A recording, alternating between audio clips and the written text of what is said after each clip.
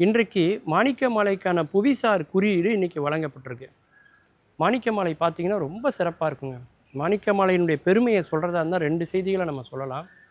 சீன அதிபர் நம்முடைய இந்தியாவுக்கு வந்தப்போ, நம்ம பாரத பிரதமர் அவர்களை சந்தித்தப்ப மகாபலிபுரத்தில் நடந்த அந்த சந்திப்பின் போது பார்த்திங்கன்னா, அவருக்கு அணிவிக்கப்பட்டது, அவருக்கு வழங்கப்பட்டது எது அப்படின்னா, இந்த மாணிக்க மாலையை தான் வழங்கணும் அவருக்கு.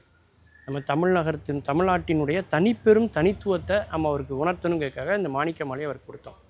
சமீபத்தில் மும்பையில் நடந்த நம்முடைய அம்பானி அவருடைய குடும்ப திருமணத்தின் போது அவர் அம்பானியுடைய பையனுக்கு அணிவிக்கப்பட்ட மாலையும் எதுன்னா இந்த மாணிக்க மாலை தான் அவருக்கு அணிவிச்சாங்க. அது பார்த்திங்கன்னா ஒரு மனிதனுடைய உடல் அமைப்பை போல இருக்கும் அந்த மாணிக்க மாலை. நம்ம உடம்புல எப்படி நரம்புகள் எலும்புகள் இருக்கோ அது போல் பின்னி பிணையப்பட்டிருக்கக்கூடிய ஒரு மாலை தான் இந்த மாணிக்க மாலை. இதில் பார்த்திங்கன்னா மல்லிகைப்பூ, சாமந்தி, அரளிப்பூ, அரளியில் பார்த்திங்கன்னா வெள்ளை அரளி, மஞ்சள் அரளி, சிகப்பு அரளி அப்படின்னு 3 விதமான கலரில் இருக்கக்கூடிய அரளிப்பூ, அதன் பிறகு பார்த்திங்கன்னா நொச்சி இலைகள், இவற்றையெல்லாம் வைத்து அப்படியே ஒரு மாலை மாதிரி இருக்கும். அப்படியே பாய பின்னா எப்படி இருக்குமோ அப்படி பின்னியதை போல் நல்ல பட்டையாக நீளமாக அகலமாக பெருசாக இருக்கும் அந்த மாலையை பார்க்குறது. இன்றைக்கும் பார்த்திங்கன்னா இது ஒரு காலத்தில் மொழி வாரியாக மாநிலங்கள் பிரிக்கப்படுறதுக்கு முன்னாடி இது திருவனந்தபுரத்தோடு தான் இந்த தோவாளை இணைக்கப்பட்டிருந்தது.